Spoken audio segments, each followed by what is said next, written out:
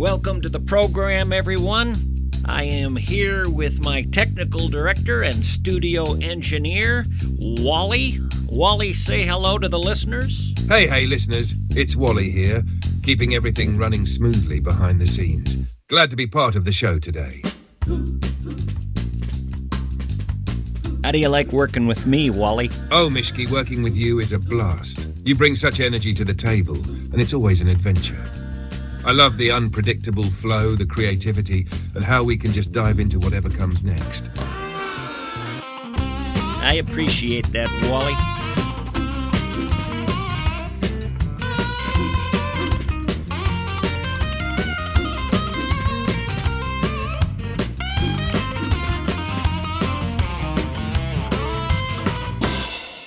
You guys gotten the word about Hurricane Chantal? She's on the move, people. Hurricane Chantal, she is on the move, hitting the shores of America. I shouldn't say she's on the move. I should say she's sashaying along the shores of our nation. Chantal. Only hurricane I have ever imagined in a long evening gown. Hubba, hubba. Check it out, honey. It's Chantal. They say when she's done blowing, they're going to make her into a perfume. Chantal, she's a minx. From all I hear, she's a minx. She's a vixen. She's Chantal. You all know my take on naming hurricanes, right? Once you name a hurricane, you have to start naming the tornadoes. Because, come on, tornadoes look far more like things you would name than hurricanes. Tornadoes look like real creatures, entities, far more so than hurricanes. Hurricanes cannot really be seen in terms of their specific outline. You just feel them. You feel them in your town. A tornado, you see them. It has a top, a bottom, middle, sides. It's a very obvious monster coming right at you. If anything should have a name, a tornado should have a name. And not these silly names they give hurricanes. Chantal, Craig, Denise. Those names, to me, sound so belittling. This is a beast you're naming. Come on! Listen to these names of real damaging hurricanes over the last few decades. Menacing hurricanes, destructive hurricanes. These are names they went with. Fifi, and Fabian. They named him Fifi and Fabian. Hi. Stan, Wilma, Harvey. Hi, Ike. Hey, Floyd. Look at Bob. What are you doing? What utterly goofy names. Embarrassing. It's embarrassing. I'm a Midwestern guy. I'm a tornado guy. I like tornadoes. Tornadoes are my brothers. But you have to respect them, and you have to be respectful. None of this Fifi, Fabian, Bob business. Next tornado I see, I'm going to name Mr. Cornwallis J. Vanderbilt. A name with heft, or I'm going to name him Mr. Remington Perlman Derringer III. You got to give him a name with power, with weight. Tornadoes are bigger than you, they're stronger than you, they're scarier. When they roll, they are in charge. We as people have not invented anything to stop a tornado. That's why they're never going to be Fifi, if I can help it. They're never going to be Fabian. They're never going to be Bob. Hi, Bob. Fifi is the name of a poodle you can put down at the vet on a Wednesday afternoon. Bye-bye. Try putting down an F5 named Conrad Francis Dobler, huh? Remember Conrad Dobler? When I was a kid, he was on the cover of Sports Illustrated. Dirtiest player in the NFL. Played for the St. Louis Cardinals. You younger folks are saying the St. Louis Cardinals are a baseball team. 40 years ago, campers, St. Louis Cardinals were a football team, and they had the dirtiest player in the NFL, Conrad Francis Dobler. He used to bite other players and try to poke their eyes out. A guy just as mean as Conrad Dobler was an NFL player who went by the name Night Train Lane. Now there's a name for a tornado. Here it comes, the Night Train. Marge, tell the kids not to bother going to the cellar. We are all gonna die. Marge, have you ever done a cartwheel over a barn silo? 'Cause you're going to tonight, kiddo. You have underwear on under that skirt? It's the night train, honey. Get ready. Night Train Lane was so mean the NFL actually made new rules because of the way he played the game. He was so brutal to other players that they had to change the rules of the game. He was mean. People who are mean fascinate me. I could do a whole show on mean people, but not just naming them, wondering how they became mean. We're all made of the same stuff, we humans, same basic material. But some people become compassionate and kind and loving, and some become ditch dirt mean. How's that happen? Doesn't happen in a vacuum, that's for sure. You ever wonder how it happens? You ever wonder what the mechanism is for creating a mean human? You ever wonder who the meanest person was to ever walk the earth? I found myself wondering that recently, and I decided to look it up. I put meanest SOB who ever walked the earth into a search engine, and you know what came up? A Minnesota guy. A Minnesota guy. Now wait just a minute here. Stop the press. Hold your horses. I thought there was this thing called Minnesota nice. What if the state were known for its mean Minnesotans and their malicious, malevolent, menacing machinations, huh? Minnesota mean, meanest thing you've ever seen. What if Minnesotans were all mean, wretched, spiteful, straight razor-toed bastards to be avoided at all costs? And the Mall of America was their headquarters, the headquarters of hate. Let your imagination go there. Minnesota mean. This guy named Carl, he was born and raised in East Grand Forks, Minnesota. I was a bit relieved when I saw it was East Grand Forks. That's the far end of the state, pretty much North Dakota, actually, where the land alone could make a person mean, cruel, violent, self-loathing. Carl was his name, Carl Panzram. Carl Panzram lived in the early part of the 20th century. American serial killer, mass murderer, rapist, arsonist, robber, suspected of having killed more than 100 boys and men in the U.S. alone, and several more in Portuguese Angola. I don't know why I decided to throw in a few more in Portuguese Angola. That's not typically where your East Grand Forks guys go.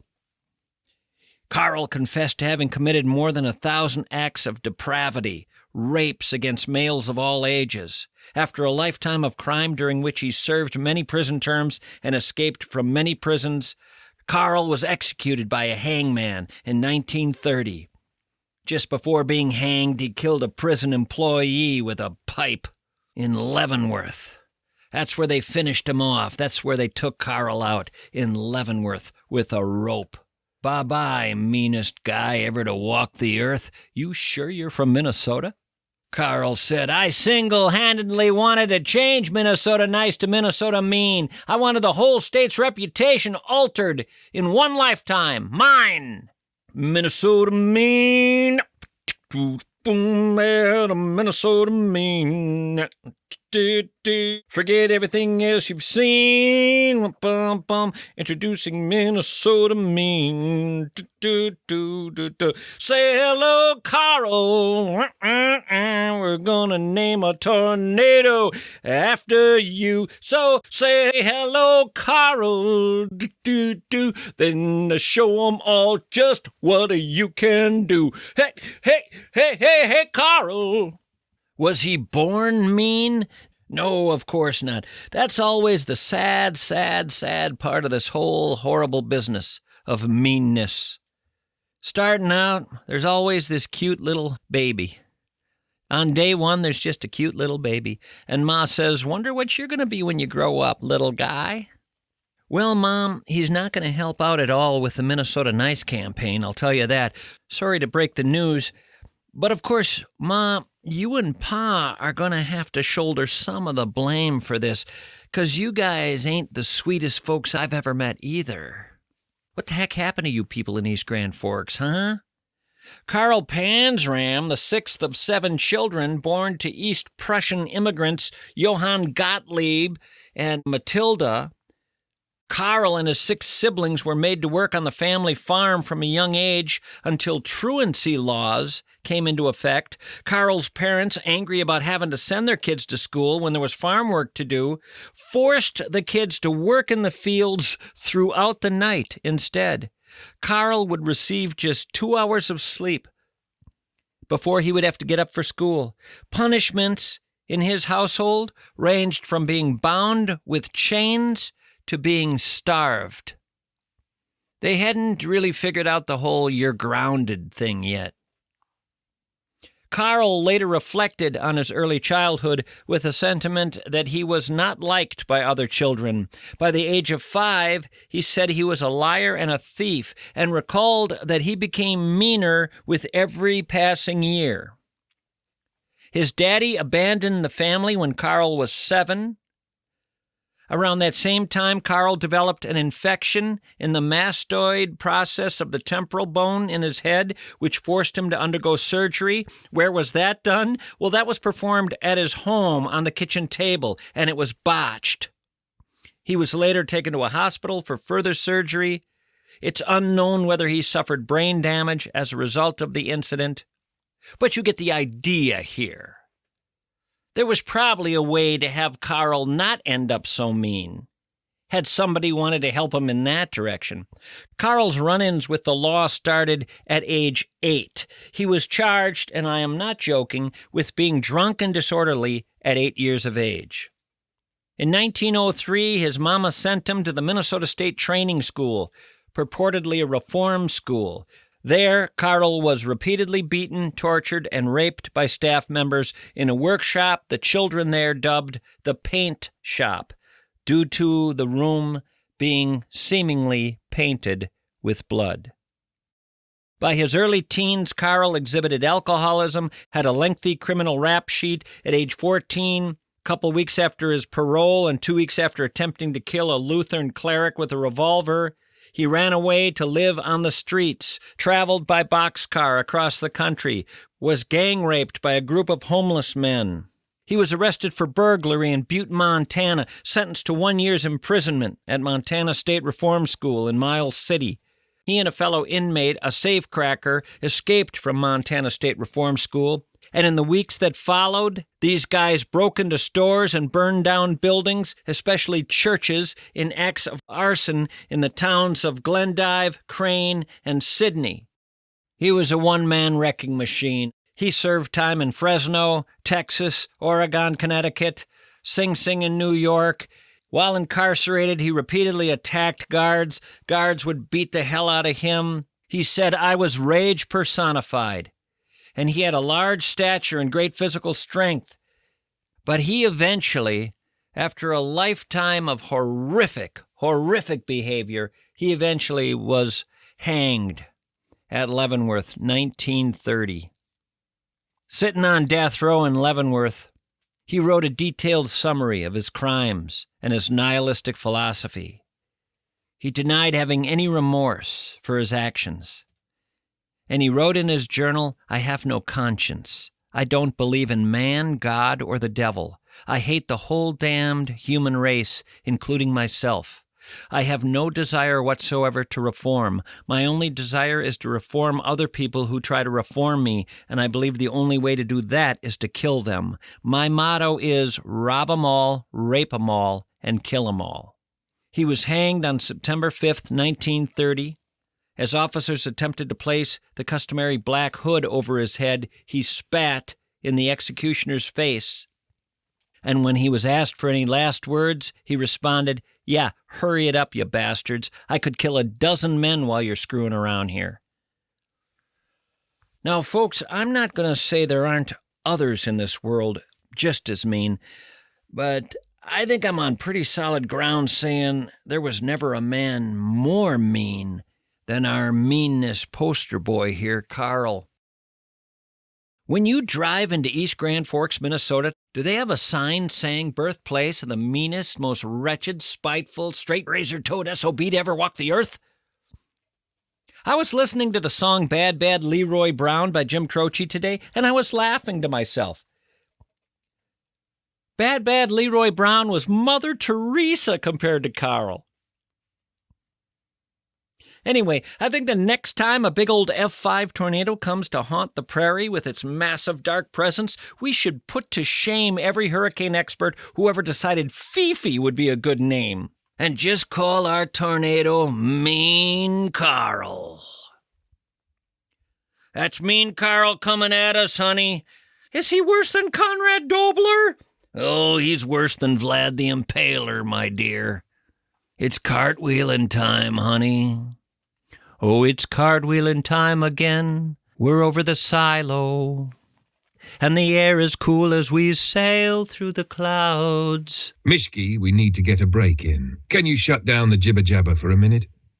Well, I certainly can, Wally. I know this is a money-making operation, and I don't want to stand in the way of commerce. I appreciate that, Mischke. We'll get right back to the good stuff after this.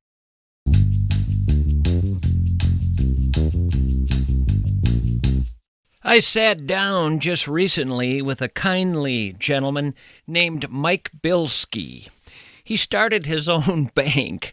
I like that there are guys out there who just decide to start their own bank. It's called North American Banking Company. I like the name, and I like Mike. He's a throwback to a time when you knew your banker. I don't know if you people even remember this time, when who your banker was truly mattered. It mattered that you knew him. Mike was born to be a banker. His daddy was a banker. His granddaddy was a banker. And folks, I'm not kidding, his great-granddaddy was a banker. Man, oh man, I was born to bank with a guy like this. So, folks, I decided to withdraw my money from my current bank and go with North American Banking Company because I want to bank with people like Mike. You'll like that too, I promise. And it's close to you because there are 6 Twin City locations. Be happier. Bank with Mike. North American Banking Company. Member FDIC, Equal Housing Lender. Wellshire Memory Care facilities in Medina and Bloomington offer specialized care for individuals with Alzheimer's and dementia. Residents there enjoy amenities such as secure courtyards, ice cream parlors, cinema, salons. The facilities also offer daily life enrichment activities, including music therapy. They are cutting edge when it comes to a memory care facility. They've broken the place down into 4 quadrants, each one specializing in a different stage of memory care. It's a sophisticated place with a heart, a beating heart. They truly care for your loved ones who move into this facility. Imagine your loved ones, your grandfather, your grandmother, your parents. Imagine them taking walks through beautiful courtyards, their eyes lighting up during an old movie show in the cinema, or simply sharing a scoop of ice cream at the ice cream parlor, just like the good old days. The Wellshire of Bloomington and Medina, where care meets heart and hearts feel loved.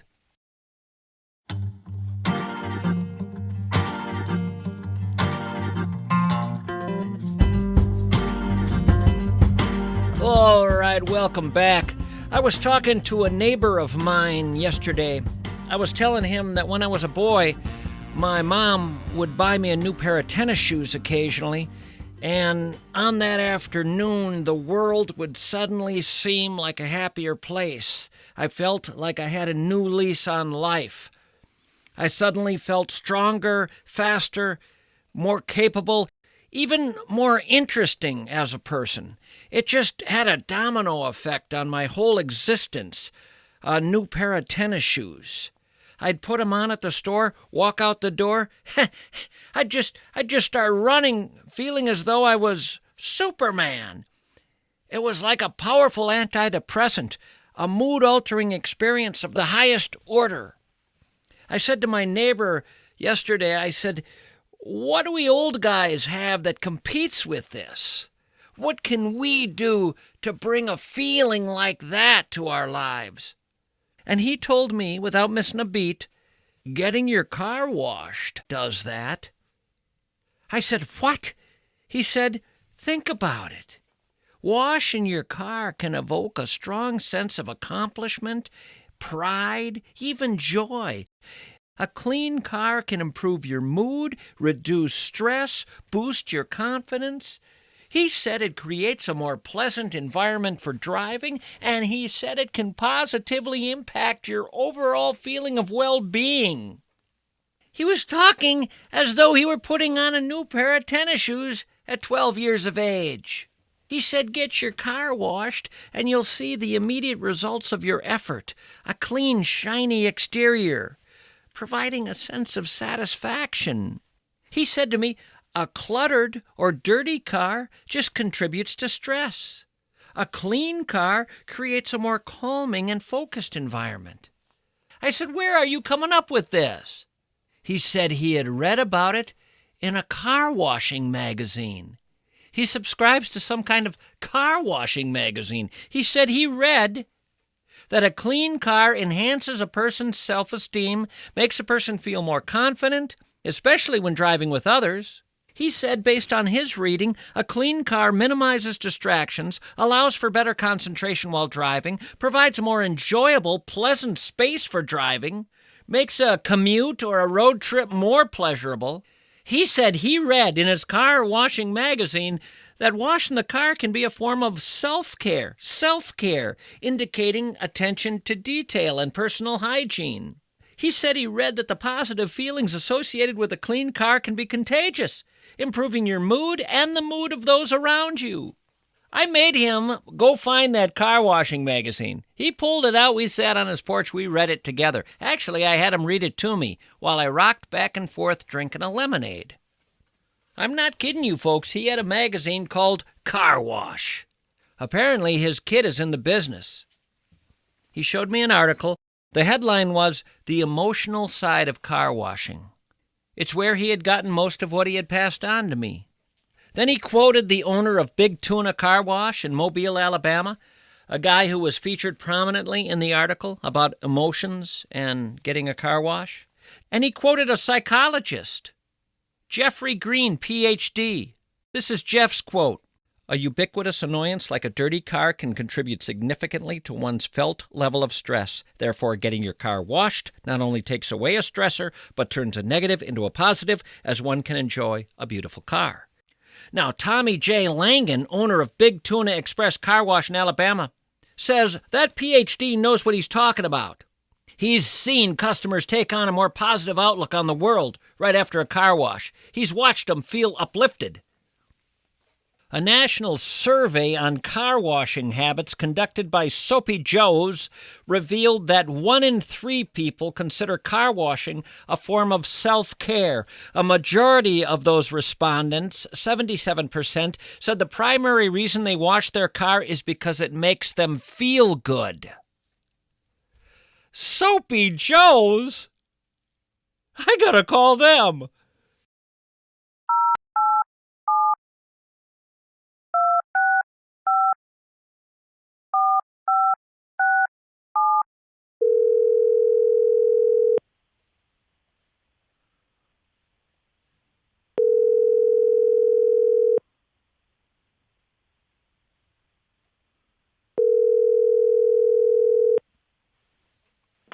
Soapy Joe's Car Wash, how can I help you? My wife has been telling me that I've been acting a little down of late and that I seem a little blue, and she thinks it stems from a dirty car.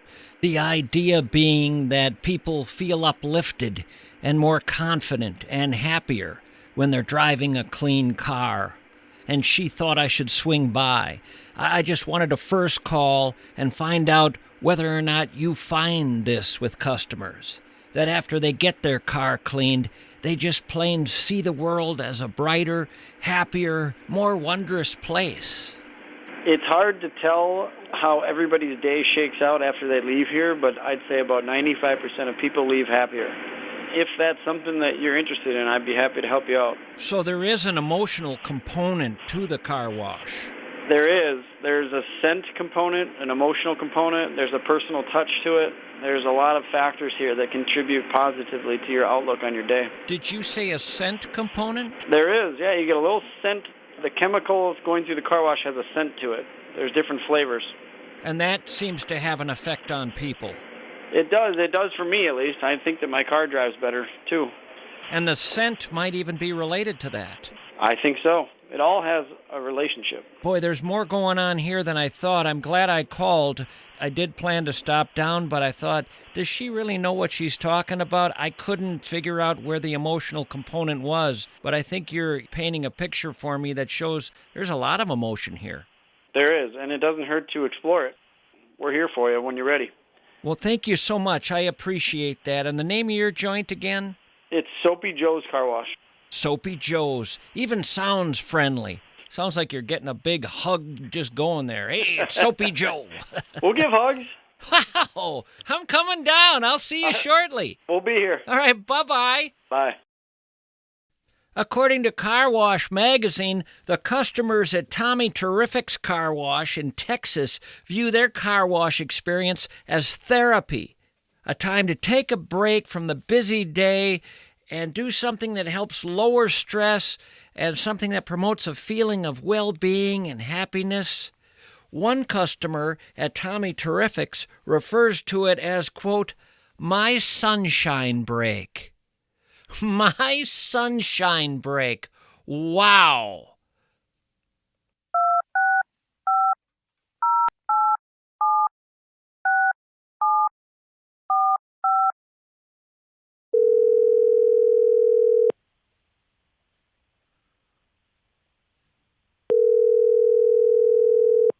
Thanks for calling Tommy Terrific's Plano. Tommy Terrific's Car Wash? Yes. Hi, my name's Dave Warholer, and my wife told me I should give you guys a ring. I've been having a rough stretch lately, quite a few things going wrong in my life, and she told me something that could turn things around would be a car wash. Apparently, it has the effect on a lot of people of lifting up their spirits, emotionally affecting their lives in positive ways. I told her I'd check that out first before I went ahead with it. What's your sense on that? I think she's absolutely correct. You have found that with your customers, something as simple as a car wash can actually turn their day around, a 180, if you will. Absolutely. You're not snowing me on this. You're serious, right? I'm serious. You've witnessed this? Yeah. Do you have an example of a customer who came in feeling low, got their car washed, and left on top of the world? Yes. I have a guy who comes in every day, and he calls this his smile break. He calls it his smile break. That's what I've Yes. been looking for. That's it. That's it, a smile break. That's what I need. By golly, thank you. I'm heading down. I'll see you shortly. We can't wait to have you. Boy, I'm feeling good just talking to you. This is great. Thank you so much. You're welcome. Have a wonderful day. You too. Bye-bye now. Smile break. Boy, these car wash people, they really look at what they do as a service to mankind. Listen to this owner of a car wash. Sunday Car Wash. Sun, space, day. A day of sun. That's what it's like getting your car washed there. This owner says, each time a customer comes to our car wash represents a clean plate to start over. Do you mean slate, or do you mean a clean plate? This owner acknowledges that the emotional aspects of a car wash are worked into the company's mission statement, the Sunday Car Wash mission statement. Listen to this quote, there are a lot of happy tears at our locations, tears of relief. For us, it's deeper than washing a car. It's helping people live and feel better. Live and feel better.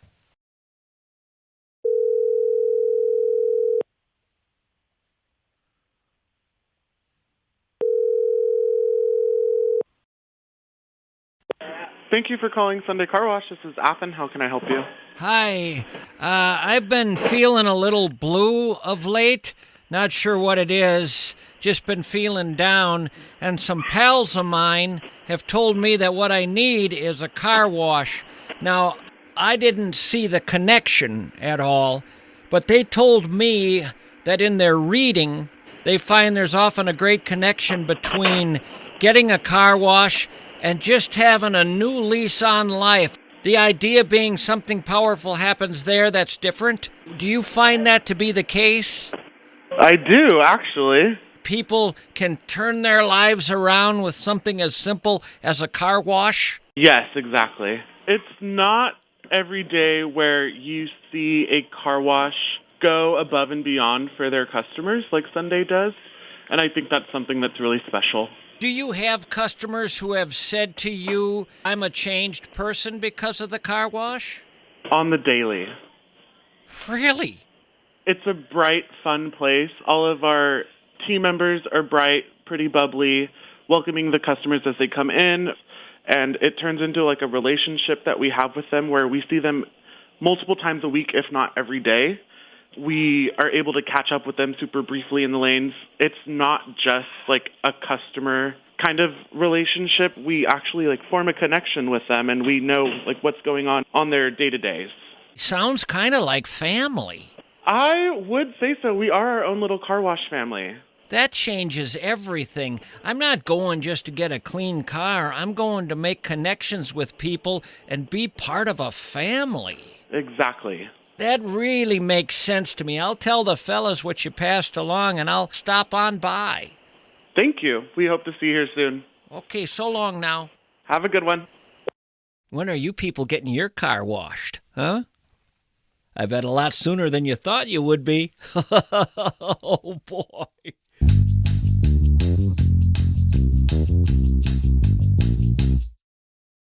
Retirement. Sounds like a nice idea, doesn't it? But if you're like most folks, you're staring at your 401k like it's a mystery novel you don't have the energy to finish. Let's be real here. You need help. But not from some stuffy, suit-wearing Wall Street robot. You need someone who talks straight, knows his stuff, and won't bore you to death. Enter Josh Arnold, stage right. Hello, Josh. Josh offers a free, no-strings-attached, 48-minute consultation. That's right, 48 minutes to help you untangle your retirement mess. No gimmicks, just real solid advice. Call him today at 952-925-5608. Rewind, play this again. Call him, tell him where you heard about him. Investment services offered by Josh Arnold Investment Consultant LLC, a security and investment advisor. Past performance is no guarantee of future results. All investments involve risk. Tommy Mischke is a paid endorser. If you've got eyes, my guess is you probably have glasses or you probably will have glasses at some point. But are they your glasses? The kind that make people say, boy, are those you? Those are beautiful. Where did you get those? I want to talk about Spectacle Shop. Whether it's the latest trends in eyewear or classic styles that never go out of fashion, Spectacle Shop has a hand-picked collection of eyewear frames that will have you saying, this is me. And it's not just the frames. Their eye exams are thorough, and they do eye exams on premises. Whether you're ready for an upgrade or you need something totally new, make Spectacle Shop your first stop. Because why settle for less than the best when it comes to your precious eyes? Spectacle Shop has been voted the best eyewear shop in Minnesota in every media poll. 4 Twin Cities locations. Remember them, Spectacle Shop. Visit them today. See the difference.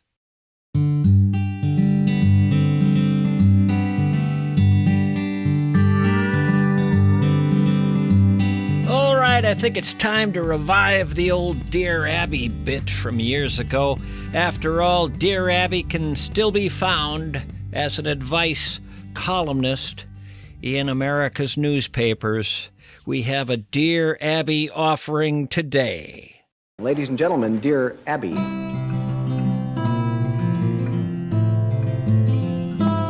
Dear Abby,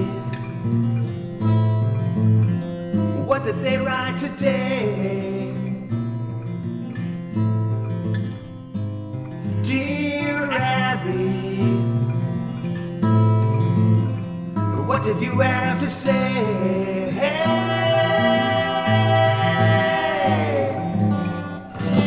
That's Michael Loonan of the Looney Bin Band. He goes all the way back to the early days of the radio show at KSTP back in the early 90s. And he's still alive and kicking today. Michael, of course, from the old Palace Avenue neighborhood in St. Paul. Grew up with the fella. And despite the fact that he's taken up residence in the loony bin, he's the same guy I always remember. He was out of his mind as a child, and nothing has changed. That's what we love about Mike. Musicianship has always come first. Sanity has been a distant second. Michael, good to hear you back on the show.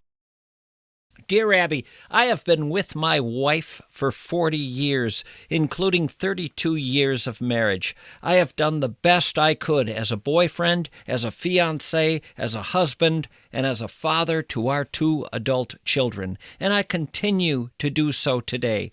Until 10 years ago, I thought my wife and I had the best marriage possible. Then she entered menopause, and everything changed. I realized how difficult that part of a woman's life can be, and I helped her in whatever way I could. I have been patient, but she's long past that difficult phase of her life, and since then she has become the most miserable, cold person I have ever known. She has no physical interest in me whatsoever, and she refuses to spend any time with me at all. She complains about every single thing I do, and she contradicts every single thing I say. Is this normal? Signed, Frustrated in Pennsylvania. I guess what throws me is the sentence, "Is this normal?" What if it were?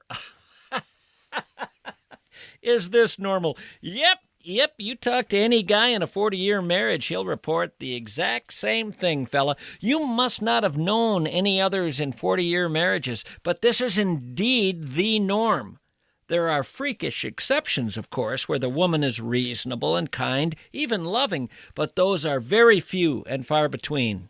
Most women married to a guy for 40 years would rather chew his leg off than look at him, and would seek a botched root canal over any kind of embrace. That's why a lot of fellas in long marriages live hard and live recklessly. They're trying to get that $1 million heart attack while the marriage is still around 35, 36, 37 years. Here's what Abby says, though. She says, "Dear Frustrated, because a woman goes through menopause does not mean she automatically becomes cold and abusive. There is more wrong with your marriage than this hormonal shift. I don't know what it is, and clearly neither do you. Does your wife's doctor know what may have caused this? A thorough physical examination would be a logical place to start." Could I interrupt right here? Is that a logical place to start? Really, Abby? That's the logical place? A physical examination? Doc, will you have a look at my wife here? Just check her out, give her a little physical once-over. Oh, sure, fella. Let's see. Ma'am, where does it hurt? It hurts when I look at him, when I see his freaking face. When I look in his direction, it pains me. Well, what are your exact symptoms, ma'am? My exact symptoms? I don't want to have sex with him, number one. And number two, I think he's an idiot. Okay, well, let me get my stethoscope here. Okay, let's see. No, everything sounds fine. No issues at all. Let me take your temp real quick here. All right, just hold still. 98.6, all good there. Come on, Doc, can't you give her some pills or something? Well, I did try some aspirin with her a little earlier, but even after an hour, she still thought you were a dolt. She said she'd rather breathe into a paper bag for an entire afternoon than really ever say your name again. I wonder what Abby thought was going to happen with a doctor visit. Did she think the doctor might place a cast or a splint on her somewhere? Maybe cauterize the hate? Maybe remove her gallbladder to see if that made a difference? If that turned her hubby into a real catch? If she all of a sudden found him a romantic wonder? Someone to bed nightly? Well, ma'am, your husband suggested we try removing the gallbladder just to see what happens. It's not a critical organ. Often we remove it diagnostically just to see if it changes anything. The next day, nope, she still finds him abhorrent. What about a lobotomy, doctor? Could we try a lobotomy? Might that be the answer? I got a question for Abby. Do you ever just say, "Get divorced"? Do you ever just utter those words? Scribble that down. It's simple. Get divorced. It's just a marriage gone bad, son, a marriage gone bad. No longer the marriage that you thought you had. You can leave and be happy or stay and be sad. It ain't rocket science, your marriage went bad. Remember way back on your wedding day. Remember the vows that you heard yourself say. Clearly not words you would utter today. Your marriage is toast, just be on your way. Head for the door, there is nothing to say.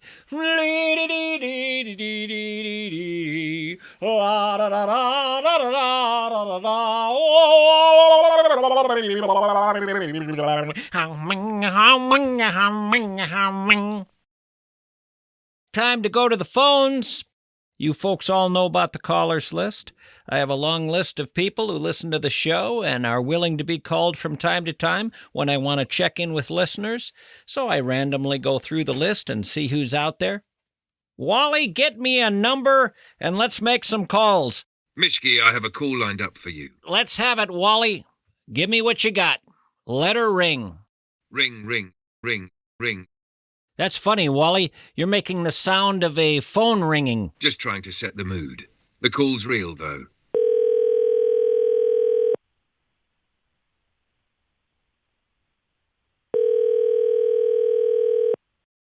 Hello? Eric, it's Mischke calling. Hey, what's going on, sir? What are you up to? I just got home from work. Are you relaxed? You sound all business.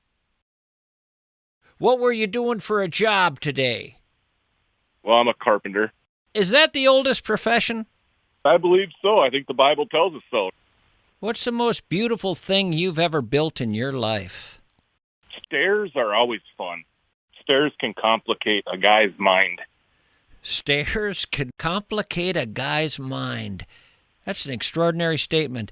Might put that on a T-shirt. Why? It's a lot of math. A lot of math. There's a lot of regulations you have to keep up, rise, run, code requirements. The more you do it, though, the better it gets. You ever had to build a winding staircase? Like a double winder? Yes. Yep. So that must be double the trouble. You ever hear about this staircase this carpenter built in a church in New Mexico? He just was passing through, and these nuns hired him, and I believe the staircase had to make 2 360-degree turns. Okay. And he built it, and it's still there to be looked at. And it's an extraordinary work of art. I may have this wrong, but I thought it was the case that he didn't use a single nail. And this that would complicate things. That would complicate things, and this was done, I think, in the late 1800s. Uh-huh. And then he left. I don't think he took any compensation. Miraculous staircase. But I always think carpenters would look at that a little differently than a fella like me. You got to have a plan going in, that's for sure. Doesn't matter what century it was built in. Wally, are you familiar with a winding staircase in New Mexico? It makes 2 360-degree turns, and it's considered something of a miracle? I think you're talking about the Loreto Chapel staircase in Santa Fe, New Mexico. It makes 2 full 360-degree turns without any central support.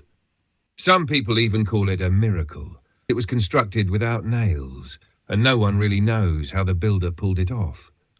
Pretty fascinating. Well, I'm told it not only doesn't have a center support, and not only doesn't have any nails, they're not even entirely sure what kind of wood it was made out of. The mystery surrounding the Loreto Chapel staircase just deepens. Not only is there no center support, no nails, and 2 full 360-degree turns, but the type of wood used remains a mystery as well. Some believe it might have been a kind of wood that's not native to the area, adding to the intrigue. It's definitely a piece of history wrapped in mystery. Nobody knows who did it. The guy who came along and constructed it asked to be given complete privacy, and when he was finished, he vanished. That's one of the most intriguing parts of the story. The mysterious carpenter who built the staircase asked for complete privacy during the construction. After he finished, he simply disappeared without leaving a trace. No one knows who he was, where he came from, or what happened to him. Some even believe he might have been a divine figure sent to perform a miracle. The whole story has that element of mystery and the supernatural that makes it so captivating. It's like something out of legend, right? Well, did I also hear he just arrived with a donkey and some primitive tools, and that when he disappeared, what he left behind was something that would have called for a level of mastery that few people on the planet could have claimed? Yes, that's right. The story gets even more mysterious with the details of the carpenter's arrival. He supposedly showed up with just a donkey and some basic, primitive tools. Nothing that would suggest he was anything more than a humble old man. And yet the staircase he built is a feat of craftsmanship that would challenge even the most skilled woodworkers today. The precision, the design, and the technique are all on a level that few people, even with modern tools and knowledge, could replicate. It's like he had an almost supernatural mastery of his craft. The whole thing just adds to the sense of mystery, doesn't it? And wasn't the story that someone else, before this guy came along, had helped these nuns build this chapel, but the guy had died before he could build any access to their chapel balcony? And then later on, when they looked at how to get up there, they learned it wasn't going to be something that could have a traditional staircase. They were going to have to just have ladders. And the nuns thought, we can't be going up there on ladders. Someone has to help us here. And they began praying day after day. And then one day this old man appears. Yes, that's the story. The chapel was being built by a man who had originally been contracted to help the nuns, but tragically he passed away before he could build a way to access the balcony. So when the nuns went to figure out how they were going to reach the upper level, they realized a traditional staircase wouldn't work due to the limited space and steep angles. The only option left seemed to be ladders, which the nuns didn't want to use.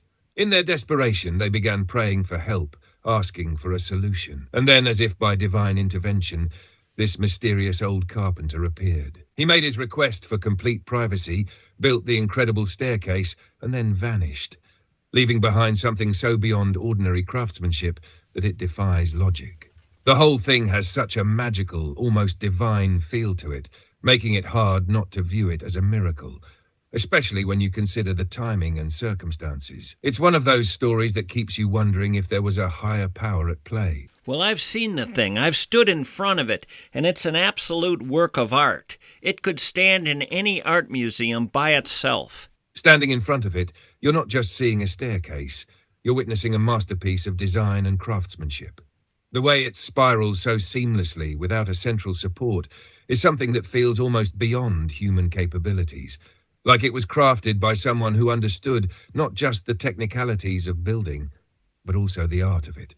It's not just functional, it's beautiful, almost sculptural. It really does belong in an art museum, and it's amazing that it's been preserved in its original form. It's like standing in front of something timeless, and I'm sure it leaves you with a sense of awe. That it does, Wally. That it does. Well, thanks, Wally, for your insights on this. I appreciate it. Got to get back to my phone call. Anytime, Mischke. Glad I could help with that. What do you like to do outside of carpentry? Oh, I got an old Chevy pickup that I rebuilt. An old Chevy pickup. What year? 1953. You ever just take it out for a drive?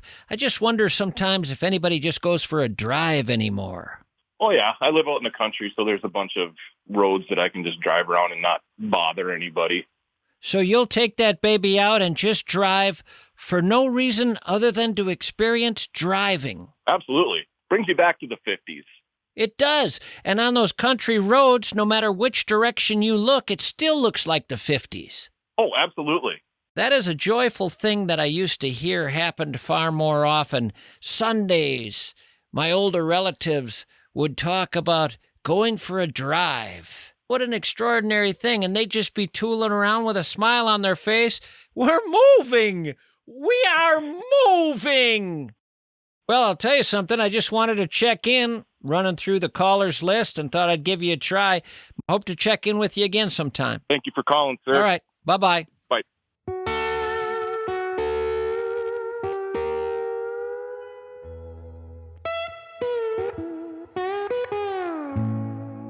Well, that's about going to do it for this show. Please remember there are 2 shows coming out this week, and there will be 2 shows every week hereafter. Wednesdays and Fridays, every week. Right around 6 p.m., a new show will pop. And the shows will be sometimes like this, with me doing all the yakking, and sometimes it'll be taken up entirely by an interview with a book author or someone else. As usual with me, it's gonna be all over the map. But with 2 shows a week, we get to be all over the map. Life is all over the map, is it not? Just a little teaser, the next show will feature Priya Anand, a neurologist. She's written a book called The Mind Electric, the strangeness and the wonder of our brain. It'll be delightful. Until then, so long, everyone.